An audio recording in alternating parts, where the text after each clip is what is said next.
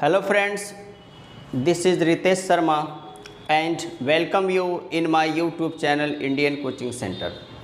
Friends, आज के इस लेक्चर में हम जॉन डन के द्वारा लिखी हुई पोयम द सन राइजिंग को कवर करेंगे और यह पोयम जॉन डन के द्वारा 1602 से 1606 के बीच में लिखी गई। ऐसा माना जाता है, सर्टेन नहीं है कि कब लिखे थे, लेकिन ऐसा माना जाता है कि 1602 से 1606 के बीच में इस पोयम को लिखे थे, जब ये अपनी बिलव्ड वाइफ के साथ अपने फ्रेंड के यहाँ रुके हुए थे, ठहरे हुए थे। और इस पोयम जो पब्लिश्ड हुई थी ये 1633 में 1633 में पोयम पब्लिश्ड हुई थी। अब जॉन डन जो है एक जैकोबियन पोएट हैं और जैकोबियन पोएट है क्योंकि ये जैकोबियन एज से बिलोंग करते हैं। जैकोबियन एज से पहले आपका एलिजाबेथन एज आता है। एलिजाबेथन एज जो है 1558 टू 1603, 1558 से 1603 का जो समय था वो आपका एलिजाबेथन एज था और उसके बाद से 1603 टू 1625 जो था वो जैकोबियन एज था और उसके बाद से आपका 1625 टू 1649 आपका आ जाता है कॉमनवेल्थ एज आ जाता है। इस तरह से एज रहा। एज के बारे में हम बाद में पढ़ेंगे, बाद में समझेंगे। अब जैसे देखिए आपसे बता दें ये है क्या, जो पोयम है क्या, ये एक पोयम जो है एक मेटाफिजिकल पोयम है और जॉन डन क्या है, मेटाफिजिकल पोएट हैं। जॉन डन के अलावा और भी जैसे एंड्रू मार्वेल, उसके बाद से बॉगेन, रिचर्ड हर्बर्ट, ये सब क्या है आपके मेटाफिजिकल पोएट्स हैं। और इसमें जैसे देखिए जो फाउंडर बोला जाता है, जॉन डन को मेटाफिजिकल पोएट के फाउंडर बोले जाते हैं, ये सबसे चीफ हैं, इनका बहुत ज़्यादा नाम आता है मेटाफिजिकल स्कूल ऑफ पोइट्री में, सबसे ऊपर नाम आता है। और एक चीज़ और जान लेते हैं कि मेटाफिजिकल जो टर्म रहा वो लाया गया, किसके द्वारा क्वाइन किया गया, सैमुअल जॉनसन के द्वारा क्वाइन किया गया था पहली बार। यहाँ देखिए हमने लिखा हुआ है the metaphysical term first coined by Samuel Johnson in his book lives of the most eminent English poets. उसमें क्या किया गया, आपको द मेटाफिजिकल टर्म को लेके आया गया, क्वाइन किया गया। अब देखिए फ्रेंड्स, हम जानते हैं कि अब जान लेते हैं कि मेटाफिजिकल है क्या। मेटाफिजिकल देखिए आपका दो वर्ड्स हैं यहाँ पे, मेटा है और फिजिक्स है। जो ये बना है मेटा, मेटा का मतलब बियॉन्ड होता है और फिजिक्स जो है वो फिजिकल नेचर। इट मीन्स इसमें पोएट जो हैं वो क्या करते हैं, वर्णन करते हैं, जो जिन चीज़ों के बारे में वो वर्णन करते हैं वो बियॉन्ड द फिजिकल नेचर होता है। जैसे वैसा ही आपका वर्णन किया ही नहीं गया, वो बिल्कुल अलग सोचते हैं, उनके अंदर एक अलग तरह का एक एक्सप्रेशन होता है, एक जो वर्ड्स जो होते हैं, जो चूजिंग ऑफ वर्ड्स होता है वो एक अलग तरह का यूज करते हैं। तो ये चीज़ है। अब देखिए चूँकि पोयम को समझने के लिए चीज़ें आपको समझना ज़रूरी है, इसीलिए हम ये चीज़ बता रहे हैं आपको, और इसको आप समझ लीजिए, फिर पोयम को समझने में कोई दिक्कत नहीं होगी।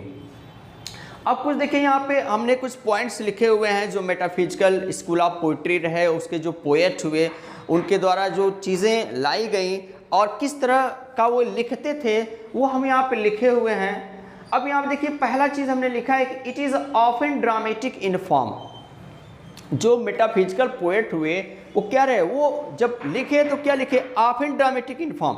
वो एकदम समझिए कि ड्रामेटिक फॉर्म में लिखते थे, एक नाटकीय अंदाज था उनका। जैसे नाटकीय अंदाज आपको पता है, जो नाटकीय अंदाज मतलब कभी हाँ कभी ना, ऐसे मतलब क्या होगा हमको देखने को मिलेगा कि ऐसे चलो ऐसे करते हैं तो ठीक है, नहीं चलो नहीं ये तो ये होना चाहिए, इस तरह से। तो ये ड्रामेटिक इन फॉर्म में रहा। दूसरा चीज़ देखिए यहाँ पे क्या, it is a complex and difficult. थोड़ा सा मतलब इन्होंने क्या किया, विट का प्रयोग किया। और जानते हैं भाई कोई भी इंसान है जहाँ पे क्या होता है, कोई अपने विट का प्रयोग करता है। जब आप एक जनरल बात करते हैं, जब आप विट का प्रयोग करते हैं तो क्या होता है, वहाँ पे थोड़ा सा कॉम्प्लेक्स हो जाता है, समझना। तो ये देखिए क्या ये चीज़ है, कॉम्प्लेक्स एंड डिफ़िकल्ट, मतलब जो चीज़ें लिखी थोड़ा सा वो डिफ़िकल्ट रहा, कॉम्प्लेक्स रहा। अगला चीज़ देखिए, it is a intellectual in tone. जैसा कि अभी हमने बताया कि जब इंटेलेक्चुअल अपने टैलेंट का, अपने इंटेलिजेंसी का प्रयोग करेंगे आप तो क्या होगा, थोड़ा सा कॉम्प्लेक्स होगी चीज़ें। तो यही रहा, वो इंटेलेक्चुअल इन टोन का भी यूज़ किए। और मेन जैसे देखिए आपको बता दें, ये आपका मेजर पॉइंट रहा, it is a full of conceit. देखिए फ्रेंड्स, अब हम जान लेते हैं कंसीट यहाँ पे क्या है। जो कंसीट का यहाँ प्रयोग किया गया है, CONCEIT, कंसिट है क्या, इसको समझना बहुत ही समझिए कि जरूरी है। अगर हम मेटाफिजिकल पोएम्स या मेटाफिजिकल पोएट्स को पढ़ रहे हैं तो ये कंसिट को जानना बहुत ज़रूरी होता है। कंसिट देखिए क्या है, एक लिटरेरी डिवाइस है। कंसिट जो है एक लिटरेरी डिवाइस है जो कि सिमिली और मेटाफर की तरह से ही है, लेकिन इसमें जो पोएट हैं जो वर्णन करते हैं वो थोड़ा हट के वर्णन करते हैं। आप सोच भी नहीं सकते कि इस तरह का भी कंपेयर हो सकता है। जैसे एग्जाम्पल के तौर पे मैं आपको बता दूं, जॉन डन के द्वारा एक लिखी गई पोएम है फॉरबिडिंग मॉर्निंग। तो फॉरबिडिंग मॉर्निंग में क्या करते हैं, देखिए पोएट जो हैं इनकी जो बिलव्ड वाइफ हैं उनका कंपेयर क्या करते हैं, कंपास से करते हैं। कंपास में कहते हैं कि क्या है, मतलब जैसे कंपास में 2 लेग होते हैं, एक मूविंग लेग और एक क्या स्टेबल लेग। तो अपनी बिलव्ड वाइफ को ये स्टेबल लेग बोलते हैं और उसके बाद से ये अपने आप को मूविंग लेग बोलते हैं कि हम एक मूविंग लेग हैं। तो अब देखिए यहाँ पे सिंपल सी चीज़ है यहाँ समझने वाली कि आपको जब लगेगा कि भाई, अब आप सोचिए ज़रा एक पल, आप अपनी वाइफ का या मतलब कोई फ्रेंड है आप जिससे लव करते हैं, ये आपकी फ्रेंडशिप है, तो उसकी कंपेयर क्या करेंगे भाई। कोई लड़की है तो क्या है, आप उसका कंपेयर करेंगे किससे करेंगे भाई, तो लड़की का कंपेयर क्या होना चाहिए, फूल से होना चाहिए, गुलाब का फूल है या मतलब चाँद है, ऐसा मतलब इससे कंपेयर होना चाहिए कि कंपास से होना चाहिए। तो ये बिल्कुल आपको अलग लगेगा। जैसे देखिए हमारे फिल्मी गाने मतलब बने हुए बहुत सारे गाने हैं, जैसे एक गाना है चेहरा है या चांद खिला है, जुल्फ घनेरी शाम है क्या, सागर जैसी आंखों वाली ये तो बता तेरा नाम है क्या। तो यहाँ पे देखिए पोएट ने क्या किया, इस गाने को जो भी लिखे तो उन्होंने क्या किया, उन्होंने कहा है कि चेहरा है या चांद खिला है। तो अब देखिए चेहरा मतलब क्या है, उसको मतलब चांद से कंपेयर कर दिया। जुल्फ घनेरी शाम है क्या, तो अब जुल्फ का कंपेयर किससे कर दिया, घनेरी शाम से कर दिया गया। और सागर जैसी आंखों वाली, यहाँ देखिए आंखों का कंपेयर किससे कर दिया गया, सागर से कर दिया गया, ये तो बता तेरा नाम है क्या। अब वहाँ पे देखिए मतलब पोएट क्या कर रहे हैं, उसका नाम पूछ रहे हैं, तो यहाँ पे क्या कर दिया गया है, कंपेयर। तो सिंपल सी चीज़ है एकदम, बहुत ही आसान है कंसीट को समझना। ये सिमिली और मेटाफर की तरह से ही है। जो फिगर आप स्पीच आप पढ़े हैं सिमिली और मेटाफर, बिल्कुल उसी तरह से होता है ये भी आपका कंसिट, लेकिन उससे थोड़ा सा एक्सटेंडेड होता है, ये अलग तरह का कंपैरिजन होता है। आप सोच भी नहीं सकते कि ऐसा भी कंपेयर होता है। जैसे कि अभी मैंने बताया जॉन डन ने जो कंपास का से कंपेयर कर दिया अपने बिलव्ड का, और भाई बिलव्ड का कंपेयर किससे करना है, फूल से करना है। गुलाबी आंखें जो तेरी देखी, ये भी एक सॉन्ग है, रफ़ी साहब ने गाया हुआ है इसको। तो ये कंपेयर होता है, न कि मतलब समझिए कि कंपास से होता है, लेकिन है वहाँ पे क्या है, उन्होंने कंसिट का प्रयोग करके, कंपास का प्रयोग करके वो कहते हैं कि मैं कहीं पर भी जाऊँगा, ठीक है, मैं कहीं पर भी जाऊँगा लेकिन तुम्हारे पास ही आऊँगा। वहाँ भी एक समझिए कि सिस्टम है कि तू कहीं भी जाएगी तेरे पीछे आऊँगा, आई लव माई एंजल, तुझे कभी ना भुलाऊँगा। तो अब यहाँ देखिए क्या पोएट मतलब यही कहना चाहते हैं यहाँ पे उस कंपास के थ्रू कि ठीक है मैं मूविंग कर रहा हूँ, लेकिन मैं पूरा कब हूँ, मैं तुमसे ही हूँ, पूरा हूँ, तुमसे ही होकर मैं पूरा हूँ। तो ये आपका कंसिट है, ये मेटाफिजिकल कंसिट का यूज़ इन्होंने किया। केवल यही नहीं बल्कि और भी जो एंड्रू मार्वल हुए या वागेन हुए, जो भी मतलब क्या हुए आपके मेटाफिजिकल पोएट्स हुए, उन्होंने क्या किया, इस कंसिट का यूज़ किया अपने पोएट्री में। अब देखिए यहाँ पे क्या, इट इज़ आर्गुमेंटेटिव। अगला पॉइंट समझ लेते हैं हम लोग, इट इज़ आर्गुमेंटेटिव। आर्गुमेंटेटिव मतलब वो क्या करते हैं, तर्क पे तर्क करते हैं। जैसे अभी हम लोग पढ़ेंगे इस पोएम को, द सनराइजिंग को, तो इसमें भी क्या है, तर्क पे तर्क किए हुए हैं पोएट। उसके बाद से देखिए आपसे क्या होता है, एक in order to arrest attention, attention को अरेस्ट करने के लिए, एक तरह समझिए कि जो रीडर्स होते हैं उनको अटेंशन को लेने के लिए क्या करते हैं। देखिए अब देखिए, often a poem begins abruptly and colloquially. जो पोएम होता है एब्रप्टली शुरू करते हैं, एब्रप्टली तुरंत। जैसे मान लीजिए कि क्या करते हैं कि एक जॉन डन की एक पोएम, उसमें वो कहते हैं कि hold your tongue and let me love.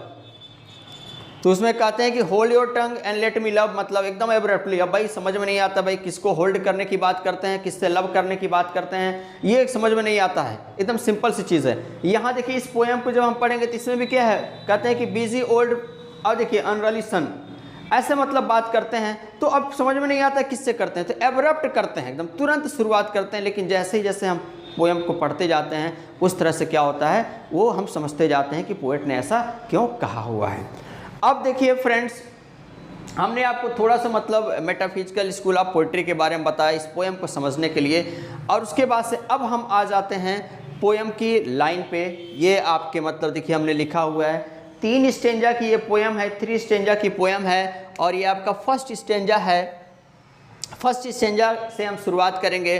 पहला स्टेंजा जैसे देखिए यहाँ पे है, क्या पोएम की जो शुरुआत होती है, कहते हैं कि बिजी ओल्ड फूल अनरली सन वाई डोस्ट दाउ दस।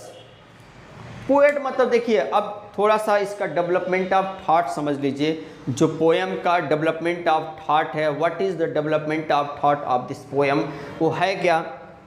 जैसे पोएट जो है, जैसे इससे पहले हमने बता दिया आपको कि ऐसा माना जाता है कि जो इनकी वाइफ थी उनके साथ क्या थी, ये अपने फ्रेंड के यहाँ ठहरे हुए थे 1602 से 1606 के बीच में इस पोएम को लिखे। तो वहाँ पे ठहरे हुए हैं और ये क्या हैं, ये मतलब लोग क्या कर रहे हैं, सोए हुए हैं। तो सोए हुए हैं, तो जब ये जागते हैं तो देखते हैं कि इनकी जो वाइफ है वो अभी सोई हैं, और जो सूर्य की किरणें हैं वो क्या हैं, वो पीप कर रही हैं, वो एक समझिए कि डिस्टर्ब कर रही हैं क्या करने में, उनको सोने में। तो इनको गुस्सा आ जाता है।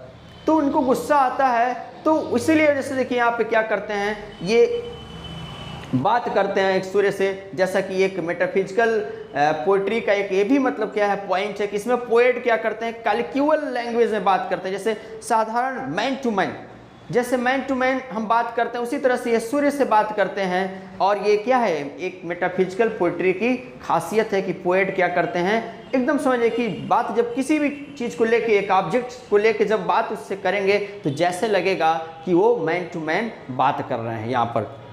तो यहाँ जैसे देखिए वही कर रहे हैं कि बिजी ओल्ड फुल अनरली सन वाई दस डाउ। अब देखिए डाउ दस, अब देखिए यहाँ सेंस कैसे निकालेंगे कि addressing the sun the poet says that. Poet जो हैं वो सूर्य से बहुत गुस्सा है, बहुत नाराज़ हैं। नाराज़ होने वाली बात भी है भाई, नाराज़ होने वाली बात क्यों है, इसलिए है कि भाई इनकी बिलव्ड वाइफ सोई हुई है और वो क्या है, वो आके डिस्टर्ब कर रहा है, सोने नहीं दे रहा है। तो यहाँ जैसे देखिए, और सब सिंपल सी चीज़ है, देखिए अगर आप सोए हैं आपको कोई डिस्टर्ब करता है तो गुस्सा तो लगता ही है। तो वही चीज़ देखिए यहाँ पे, तो यहाँ पे ये पोएट जो है सन पे गुस्सा करते हैं और उसको देखिए क्या क्या कह देते हैं। कहते हैं कि बिजी, कहते हैं बिजी तुम एकदम, मतलब तुम रोटेट होते रहते हो, तुम बिजी रहते हो, ओल्ड हो तुम और फूल भी हो। देखिए कितने सारे एडजेक्टिव का प्रयोग कर रहे हैं सन को लेकर, और कितने गुस्सा है, मतलब कितने गुस्से में यहाँ पे देखिए पोएट कि क्या क्या कह रहे हैं। देखिए कह रहे हैं कि बिजी कह रहे हैं, ओल्ड कह रहे हैं, फूल कह रहे हैं, मतलब उसको ओल्ड भी कह रहे हैं और फूल भी कह रहे हैं।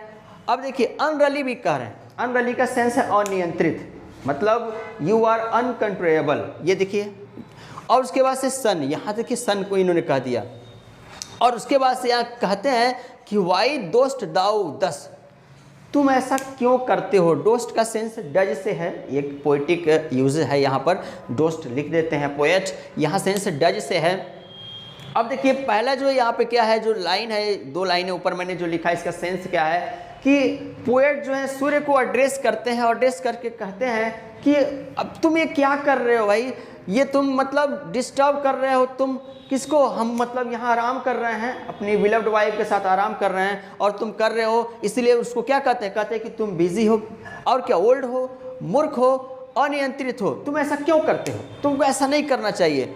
और अभी भाई अब परेशान हो गए, वो क्यों ऐसा कार्य करने के लिए कर रहे हैं। देखिए क्या करते हैं, through Windows and through curtain call on us. देखिए यहाँ पे लिख दिया इन्होंने, कहते हैं कि विंडो के थ्रू, खिड़कियों के थ्रू, और कर्टन मतलब पर्दे, जो खिड़कियों पे जो पर्दे लगे हैं उनके थ्रू क्या करते हो, कॉल ऑन अस मतलब हमें बुलाते हो। हमें का सेंस यहाँ पे पोएट और उनकी बिलव्ड वाइफ दोनों को सेंस देखिए यहाँ पे। अगर इसका हम कंप्लीट हिंदी में अर्थ निकालें तो निकालेंगे कि ओ मूर्ख, बूढ़े, व्यस्त और अनियंत्रित सूर्य, तुम ऐसा क्यों करते हो और क्या करते हो, इन खिड़कियों के रास्ते, इन पर्दों के रास्ते हमें डिस्टर्ब करते हो। अब देखिए अगली लाइन समझते हैं कि कहने कि must to the emotions lover seasons runs अब देखिए कर यहाँ पे कि तुम्हारे जो मोशंस हैं वो क्या होते हैं, वो लवर सीजन्स में रन करते हैं, और इसीलिए देखिए कहते हैं कि तुम क्या हो, तुम स्वैसी हो। स्वैसी की बात करते हैं, स्वैसी मीन्स कहते हैं एकदम क्या हो, तुम एक तरह से निर्लज हो। अब देखिए निर्लज क्यों कह रहे हैं, निर्लज इसलिए कह रहे हैं क्योंकि भाई क्या है, the poet and his beloved wife are making love to each other, it means under time and the rays of sun disturb them of making love. And देख यहाँ पे क्या, उनको मेकिंग लव में क्या करें, सूर्य की किरणें डिस्टर्ब कर रही हैं, और इसीलिए क्या है वो उसको स्वैसी बोलते हैं, वो कहते हैं कि तुम निर्लज हो। पेडेंटिक का सेंस है इम्पोजिंग लाइक अ स्कूल मास्टर, जैसे स्कूल मास्टर क्या करते हैं, बहुत सारी चीज़ों को बताते रहते हैं, समझाते हैं ऐसे नहीं ऐसे नहीं, तो तुम उस तरह से मतलब कर रहे हो यहाँ पे। और उसके बाद से रेज की बात करते हैं, गो चाइल्ड, भाग जाओ भाई दुष्ट, तुम यहाँ चाइल्ड करें, भागो यहाँ से, भागो, तुम्हारे यहाँ कोई काम नहीं है। और कहाँ जाने की बात कर रहे हैं, देखिए यहाँ पे कह रहे हैं कि लेट स्कूल बॉयज़, तुम वहाँ जाओ जहाँ पे क्या है, उन बच्चों को जाके डिस्टर्ब करो जो स्कूल के लिए लेट हो रहे हैं। एंड द सावर प्रिटेंसेस, और देखिए, और सावर प्रिटेंसेस का सेंस है, प्रिटेंसेस मीन्स होता है प्रशिक्षु, मतलब वो प्रशिक्षु जो क्या हो रहे हैं, जो लेट हो रहे हैं, मतलब एकदम सावर हैं, उनको नहीं मन कर रहा है जाने का, वो पढ़ने का नहीं मन कर रहा है, ठीक है, तो वहाँ करें, उनको जाके तुम करो। Go tell court huntsman that the king will ride, या मतलब उन शिकारियों के पास जाओ जो कि राजा के साथ क्या हैं, जाने वाले हैं, क्या करने के लिए, शिकार खेलने के लिए, उनके पास। और आगे कहते हैं कि call country ants to harvest offices. देखिए आगे की लाइन कर रहे हैं कि कॉल, देखिए कह रहे हैं कि कंट्री एंड्स, या उस कंट्री में जो एंड्स हैं, एंड्स का मतलब चींटी, देखिए आप चींटी पे देखिए the ant and the grass ऊपर आप लोग पढ़े होंगे, उसमें भी क्या है, चींटी क्या करती है, अपने विंटर सीजन के लिए अपने फूड को कलेक्ट करती है वो। तो यहाँ देखिए एंट जो है उसी की बात यहाँ पे भी कर रहे हैं कि जाओ तुम एंट से कहो कि जो फसल है वो फसल क्या हो गई है, पक गई है। तो फसल जब क्या हो गई है, एकदम पक चुकी है फसल, तो वो क्या करे, अपने फसल को कलेक्ट करे, वहाँ जाए। अब यहाँ पे हमको आगे क्यों डिस्टर्ब कर रहे हो, हम लोग तो क्या हैं, हम लोग तो यहाँ मतलब we are making love to each other and we are in happy mood. तो यहाँ जैसे तुमको आने की कोई ज़रूरत ही नहीं है, तुमको जहाँ जाना है वहाँ जा ही नहीं रहे हो। यहाँ देखिए इसके पहले भी हमने बता दिया कि क्या करते हैं पोएट, कन्वर्सेशन करते हैं, एकदम जैसे लगता है मैन टू मैन। तो यहाँ पोएट क्या कर रहे हैं, सूर्य से कन्वर्सेशन करते हैं, इसी तरह से जैसे मैन टू मैन। और आगे देखिए ये लास्ट की जो 2 लाइन है, यहाँ देखिए एक अलग हो जाती है। यहाँ पे देखिए दूसरी बात है, यहाँ फिर एक बात करते हैं कि love all alike no season knows nor clime. करें कि जो लव है ना वो एक समान होता है। और यहाँ जैसे देखिए करें कि alike no season knows nor clime, जो किसी सीजन को नहीं जानता, किसी भी सीजन को नहीं जानता, किसी क्लाइम को नहीं जानता, समझिए कि कोई जलवायु नहीं जानता, कोई मौसम नहीं जानता, कोई भी मौसम आए, कोई भी जलवायु आए, उससे कुछ लेना देना नहीं। देखिए क्योंकि नॉर आवर्स मतलब उस समय को जानता है, दिन को नहीं जानता, मंथ्स को नहीं जानता, which are the rags of times. देखिए बहुत अच्छी लाइन है और बहुत ही अच्छा इन्होंने यहाँ पे लिखा हुआ है 2 लाइन में। देखिए यहाँ पे है क्या कह रहे हैं कि जो लव है, लव क्या है, लव देखिए क्या है, करें कि वो एकदम एक समान है, उसके लिए किसी मौसम का कोई फ़र्क नहीं पड़ने वाला है, किसी भी मौसम का कोई फ़र्क नहीं पड़ने वाला है, समय का कोई फ़र्क नहीं पड़ने वाला है। क्योंकि क्या होते हैं, जो समय है, जो मौसम है, जो दिन है, जो रात है, ये सब के सब क्या हैं, रेक्स ऑफ टाइम है, ये समय के साथ क्या होते हैं, बदल जाते हैं। लेकिन एक लव जो होता है वो नहीं बदलता है। फ्रेंड्स इसके पहले अभी हम लोगों ने let me not the marriage of true minds पढ़े विलियम शेक्सपियर की, उसमें भी वही बात, इसी बात का इन्होंने क्या किया, जिक्र किया और विलियम शेक्सपियर जो अल्टरेशन की बात करते हैं उस पोयम में। तो यहाँ पर भी देखिए जॉन यहाँ क्या करते हैं, सोल टू सोल वाले लव की ही बात करते हैं। यहाँ पर भी ये पायस लव की भी बात यहाँ पे कर रहे हैं कि अगर सच्चा जो लव है वो बदलने वाला नहीं है, वो कभी नहीं बदलता है, वो एक ही रहता है।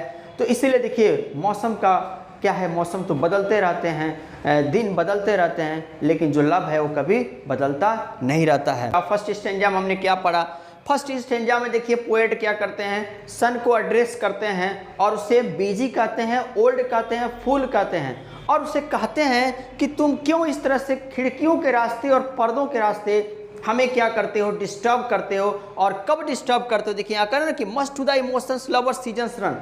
जब मतलब क्या होते हैं कि लवर्स जब लव कर रहे होते हैं उस समय तुम डिस्टर्ब करते हो, इसलिए उसको निर्लज बोलते हैं, बेशरम बोलते हैं कि तुम निर्लज हो, बेशरम हो, और उसको वहाँ से भगाते हैं, कहते हैं भाग जाओ यहाँ से, भागो, कहाँ जाओ, उन बच्चों के पास जाओ जो स्कूल के लिए लेट हो रहे हैं, उन प्रशिक्षुओं के पास जाओ जो कि मतलब काम के लिए जाना नहीं चाहते हैं, और उस शिकारियों के पास जाओ जो राजा के साथ शिकार खेलने जाने वाले हैं, और उसके बाद से उस चींटी के पास जाओ जो क्या है, जो फसल तैयार हो गई है और उसको गैदर करेगी। और लास्ट टाइम में एक क्या करते हैं, एक पायस लव को बताते हैं कि एक सच्चा जो लव होता है वो समय को नहीं जानता है, मौसम को नहीं जानता है, ये सारी चीज़ें देखिए किसी सीजन को नहीं जानता है, किसी क्लाइमेट को नहीं जानता, क्योंकि ये सारी चीज़ें क्या होती हैं, समय के साथ ख़त्म होती हैं, लेकिन जो लव है वो कभी ख़त्म नहीं होता है। और इनका जो लव है इनकी बिलव्ड वाइफ से वो क्या है, वो पायस ही है, वो समझिए कि प्लेटोनिक ही है। फ्रेंड्स, अब इस पोएम की दूसरे स्टेंजा को हम लोग पढ़ते हैं। दूसरे स्टेंजा में जैसे देखिए पोएट क्या करते हैं,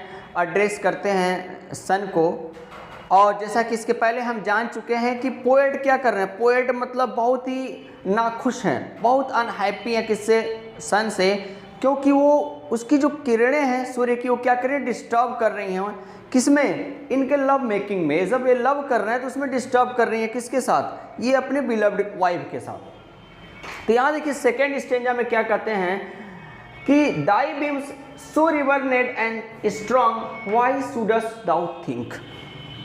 पोएट यहाँ पे देखिए कह रहे हैं addressing the sun, the poet says that, ये चीज़ हमेशा दिमाग में रखिएगा कि पूरे पोयम में पोएट ने क्या किया है, सन को एड्रेस किया है, और सन से ठीक उसी तरह से ये बात करते हैं जैसे मैन टू मैन हम बात करते हैं एक दूसरे से, एक कन्वेंशनल स्टाइल में क्या करते हैं, ये बात करते हैं इस पोयम में। तो यहाँ देखिए कहते हैं कि thy beams, Dai it means सूर्य को कह रहे हैं कि दाई बीम्स मीन्स उसकी जो रेज हैं, किरणें हैं, सो रिवर्नेट, रिवर्नेट का मतलब रिस्पेक्टफुल, एंड स्ट्रॉन्ग, स्ट्रॉन्ग का मतलब पावरफुल, वाई मीन्स क्यों, सुडस्ट मतलब सुड से है, दाउ थिंक तुम सोचते।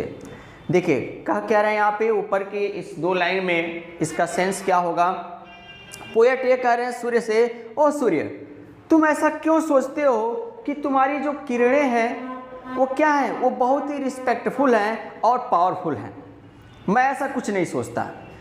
और तुम जो ऐसा सोच रहे हो कि तुम बहुत ही पूजनीय हो, बहुत ही रिस्पेक्टफुल हो, बहुत ही स्ट्रांग हो, बहुत ही पावरफुल हो, तो ये जान जाओ कि तुम गलत सोच रहे हो, क्योंकि मैं ऐसा बिल्कुल नहीं मानता, तुम ऐसा बिल्कुल नहीं हो। अब देखिए ऐसा क्यों नहीं मानते हैं, ये आगे ये बता रहे हैं कि I could eclipse and cloud them with a wink. देखिए बहुत अच्छी लाइन है, ये कह रहे हैं कि वो सूर्य तुम क्यों अपने आप को बहुत समझते हो कि तुम बहुत ज़्यादा रिस्पेक्टफुल हो, बहुत ही पावरफुल हो, ऐसा कुछ नहीं है, मैं तो ऐसा कुछ सोचता ही नहीं हूँ। क्यों, क्योंकि मैं अपने बंद पलक के साथ ही तुम्हारा अस्तित्व खत्म कर सकता हूँ। और सिंपल सी चीज़ है, आप इसको अपने ऊपर भी ले सकते हैं, कितना हो तेज धूप हुआ हो, अगर अपनी आंखों को आप क्या कीजिए, पलकों को बंद कीजिए, तो पलकों को जैसे ही बंद करेंगे क्या होगा, आपको अंधेरा दिखने लगेगा। तो पोएट यहाँ पर ये कह रहे हैं। लेकिन देखिए इससे भी अच्छी आपकी अगली लाइन है, कहते हैं कि but that I would not loss her site so long. लेकिन पोएट ऐसा करेंगे नहीं, पोएट ऐसा करने वाले नहीं है। कह रहे हैं कि मैं क्या करूं, मैं अपनी पलकों को बंद करूं, तुम्हारा अस्तित्व खत्म हो जाएगा, लेकिन मैं ऐसा करूंगा नहीं। क्यों नहीं करना चाहते हैं, कहते हैं कि but that I would not loss her site. देखिए यहाँ पे इन्होंने लिखा है कि हर साइट, हर साइट का सेंस अपनी बिलव्ड वाइफ की बात कर रहे हैं। कहते हैं कि मान लीजिए अगर मैं पलक बंद कर देता हूं तो मैं अपनी बिलव्ड वाइफ को देख भी तो नहीं पाऊंगा। जैसे कह रहे हैं कि अगर मैं पलक बंद कर लूं तो अब जैसे ही मैं बंद करूंगा तो अपनी बिलव्ड वाइफ को देख नहीं पाएंगे। और ऐसा बिल्कुल नहीं चाहते हैं कि वो उनको देखे नहीं, ये बिल्कुल नहीं चाहते हैं कि वो अपनी बिलव्ड वाइफ को मत देखें। देखिए 100 लांग की बात कर रहे हैं, एक लंबे समय से। देखिए ये बिल्कुल नहीं चाहते हैं कि अपनी वाइफ को न देखें ये। अब देखिए यहाँ पे आगे कहते हैं poet, if her eyes have not blinded दाइन। देखिए यहाँ पर भी हर आ गया, हर का सेंस है ये अपने बिलव्ड वाइफ की बात करते हैं और सूर्य को कह रहे हैं कि देखो ये तो इससे पहले पोएट क्या करते हैं, अपने पावर की बात करते हैं कि मैं चाहूँ तो अपने एक इक्लिप्स में तुम्हारे पावर को ख़त्म कर सकता हूँ। There will be no existence of your, it means your, it means that is sun. लेकिन पोएट ऐसा करेंगे नहीं, क्योंकि he does not want the loss of her sight her, it means his beloved wife. यहाँ देखिए poet क्या है, कह रहे हैं कि अपनी बिलव्ड वाइफ के साइड को ये लॉस नहीं करना चाहते हैं, खोना नहीं चाहते हैं, और इसीलिए अपनी पलकों को ये बंद नहीं कर रहे हैं, नहीं तो सूर्य का अस्तित्व ही खत्म हो जाता। और यहाँ कह रहे हैं कि if her eyes have not blinded thine, ये कह रहे हैं कि मेरी बिलव्ड वाइफ की आंखों में इतना तेज़ है, इतना पावर है कि वो तुमको अंधा कर सकती हैं, और अगर तुम नहीं अंधा हो पाओगे तो ठीक है, अगर मेरी बात को नहीं मानते हो तो चलो look and tomorrow late tell me, कल चलो ठीक है देखते हैं, कल तुम आओ, लेट ही आओ, और लेट ही आओ और जरा मुझे बताओ अट हैं। जैसे देखिए यहाँ पे कह रहे हैं कि whether both the Indias of spice and mine, जो इंडियाज़ के दोनों पार्ट है, मतलब किसके लिए फेमस है, जो स्पाइस के लिए फेमस है, और माइंड मतलब जो खानों के लिए फेमस है। इसका सेंस ये है कि east and west, east and west sense है। और जैसा कि हम जानते हैं कि सन क्या होता है, रोटेट होता रहता है ईस्ट से लेकर वेस्ट तक। तो यहाँ कहना यही चाह रहे हैं यहाँ पर कि तुम क्या, अगर तुमको विश्वास नहीं हो रहा है तो ठीक है, तुम जाओ और पूरा रोटेट होके आओ, ईस्ट से लेकर वेस्ट तक रोटेट होके आओ, और उसके बाद से बताओ कि इंडियाज़ की कहाँ, मतलब क्या वो जगह है जो स्पाइस के लिए फेमस है, और किसके लिए, जो माइंड के लिए फेमस है, वो जगह कहाँ पर है। वी वेयर दाउ लेफेस्ट देम और लाई हियर विथ मी, और तुम जिनको छोड़ के आए हो वो क्या हैं, वो हमारे साथ यहाँ पे लेटे हुए हैं। यहाँ सेंस क्या है, पोएट ये कहना चाहते हैं his beloved is the power of whole kingdom. जैसे यहाँ कहना चाहते हैं कि इनकी जो बिलव्ड वाइफ है वो क्या है, वो पावर है होल किंगडम की, जो कि उनके बगल में क्या है, लेटी हुई हैं, तो उन्हीं से सारी चीज़ें गवर्न हो रही हैं। तो क्या मतलब है, तुम्हारा कोई अस्तित्व ही नहीं है। और आगे देखिए आस्क फॉर दोज किंग्स हुम दाउ सायस्ट, और देखिए एस्टरडे, और उन राजाओं के बारे में भी जरा तुम चाहो तो पूछ सकते हो जिनको तुम क्या किए, कल की जर्नी में देखे, उनके बारे में भी क्या है, तुमको यहाँ से इंफॉर्मेशन मिल सकता है। And thou shall hear all here in one bed lay, और देखिए एक चीज़ जान जाओ कि जो भी सारी चीज़ें हैं वो क्या हैं, वो यहाँ पर एक बेड से ही सारी चीज़ें क्या हैं, समाप्त होती हैं। All here in one bed ले, मतलब सब की सब चीज़ें यहीं पे क्या, एक बेड पे है। पोएट यहाँ ये कहना चाहते हैं कि सारी की सारी चीज़ें के यहाँ पर एक ही बेड पे, मतलब यहाँ पे पड़ी हुई हैं, एक ही बेड पे यहाँ पे है। चाहे मतलब दुनिया की सारी चीज़ें हैं, जैसे मान लीजिए कि किंगडम हुआ तो किंगडम है, पूरा राज्य है, तो पूरा राज्य क्या है, इनके बेड से ही है, वहीं से गवर्न हो रहा है। और गवर्न किसके द्वारा हो रहा है, इनके और इनके बिलव्ड वाइफ के द्वारा। इसीलिए सन को कहते हैं कि तुमको बहुत ज़्यादा उछलने कूदने की ज़रूरत नहीं है, तुम मतलब क्या इतने पावरफुल नहीं हो जितने पावरफुल मतलब हम हैं और हमारी बिलव्ड वाइफ है। आइए फ्रेंड्स, अब हम तीसरे स्टेंजा को पढ़ते हैं। इसके पहले हमने दूसरा स्टेंजा पढ़ा। तीसरे स्टेंजा में देखिए पोएट क्या कहते हैं, जॉन डन क्या कह रहे हैं। अब ये कहते हैं कि she is all states and all princes I. देखिए अब इसके पहले ये कहे, इसके पहले देखिए हमने पढ़ा, ये कहते हैं सूर्य को बिल्कुल नहीं मानते, वो कहते हैं कि तुम्हारे अंदर कोई पावर ही नहीं है, मैं बिल्कुल तुम्हें नहीं समझता। और उसके बाद से कहते हैं कि मैं अपनी पलकों को बंद करने के साथ ही तुम्हारा अस्तित्व ख़त्म कर सकता हूँ। और उसके साथ साथ ये भी बताते हैं कि इनकी बिलव्ड वाइफ की जो आंखें हैं वो क्या कर सकती हैं, सूर्य को अंधा कर सकती हैं। यहाँ देखिए फिर ये आगे फर्दर बोलते हैं कि सी इज़ ऑल स्टेट्स, अपनी बिलव्ड वाइफ को कहते हैं कि सी इज़ ऑल स्टेट्स, मतलब इनकी जो वाइफ है ना वो ऑल स्टेट्स है, सबसे ऊपर है, एकदम सुप्रीम पावर है वो। एंड ऑल प्रिंसेस आई, और मैं जो हूँ वो प्रिंसेस हूँ। इट मीन्स कहना ये चाहें, ये समझिए कि राजकुमारों के राजकुमार हैं। इट मीन्स देखिए नथिंग एल्स इज, इसके अलावा कुछ है ही नहीं है, इसके अलावा कुछ है ही नहीं है। देखिए प्रिंसेस डू बट प्ले अस, जो राजकुमार होते हैं, अदर जो राजकुमार हैं वो कार्यों को करते हैं लेकिन प्ले अस, हमसे खेलते हैं। इसका सेंस ये है कि इनसे सीखते हैं। पोएट ये कह रहे हैं कि जो भी दूसरे राजकुमार हैं ये अपने आप को क्यों कहते हैं कि ये राजकुमारों के राजकुमार हैं, इसलिए देखिए क्योंकि दूसरे जो प्रिंसेस हैं वो क्या करते हैं, इनसे सीखते हैं कि कैसे चीज़ों को करना है।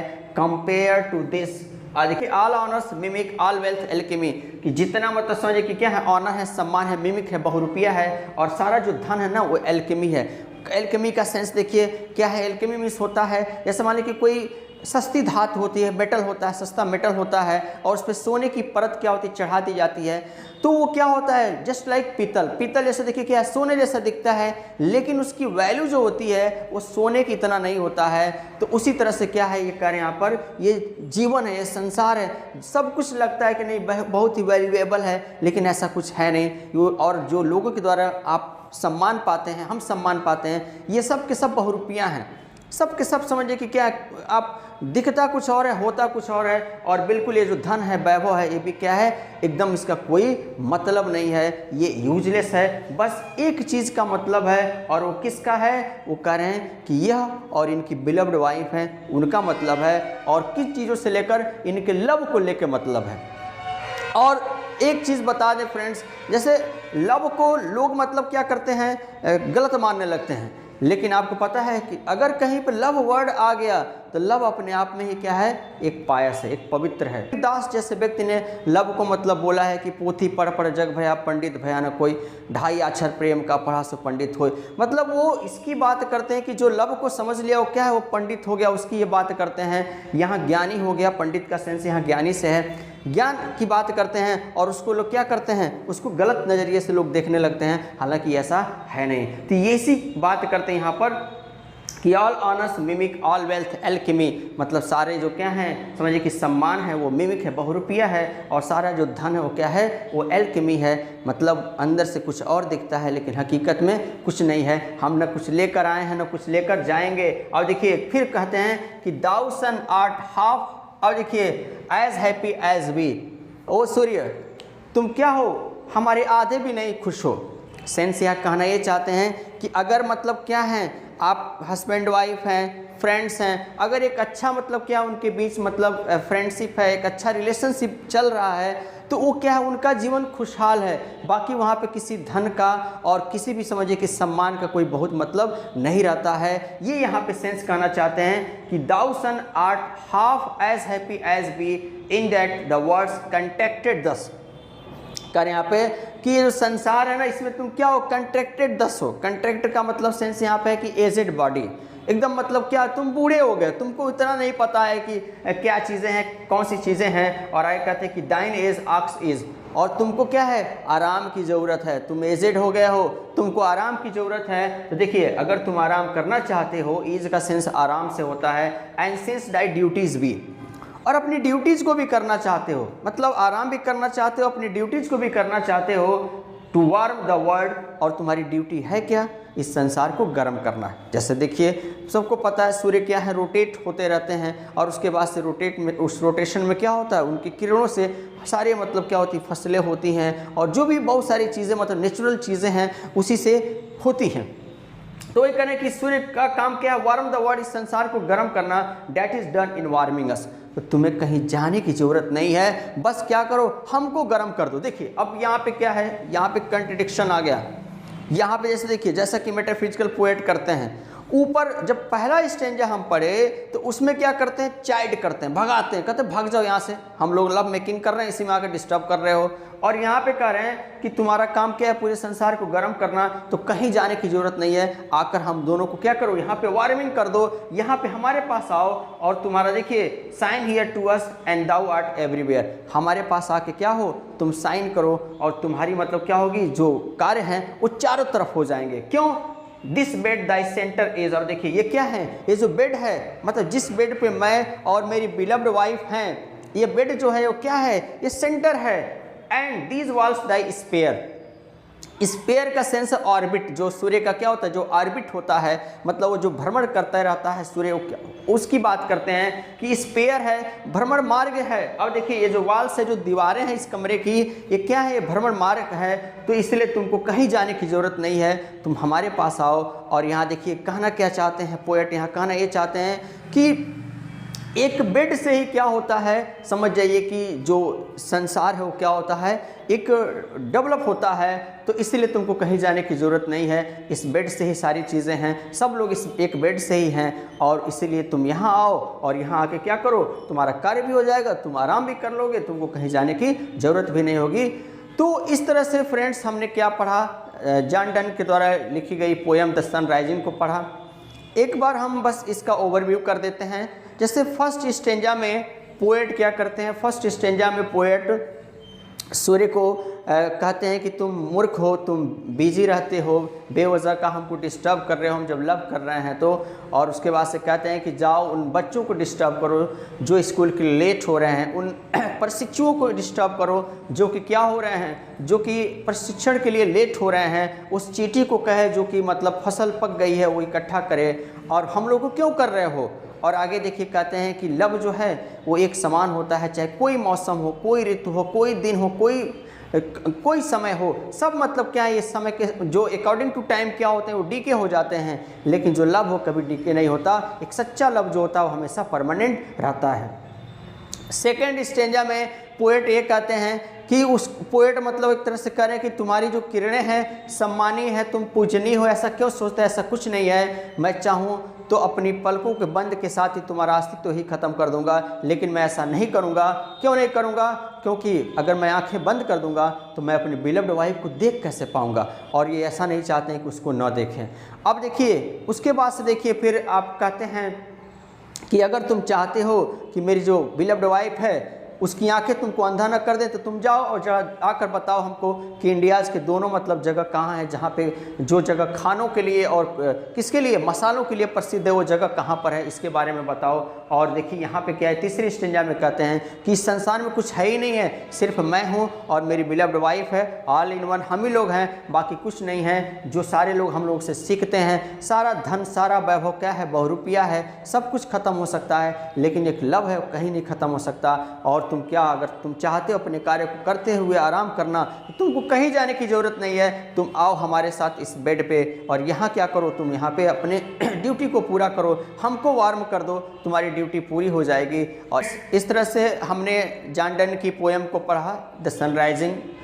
ये हमारा वीडियो कैसा लगा, और अगर ये वीडियो पसंद आए तो हमारे वीडियो को आप शेयर कीजिए, लाइक कीजिए और कमेंट बॉक्स में बताइए आगे आप क्या पढ़ना चाहते हैं। आपका दिन शुभ हो। जय हिंद, जय भारत।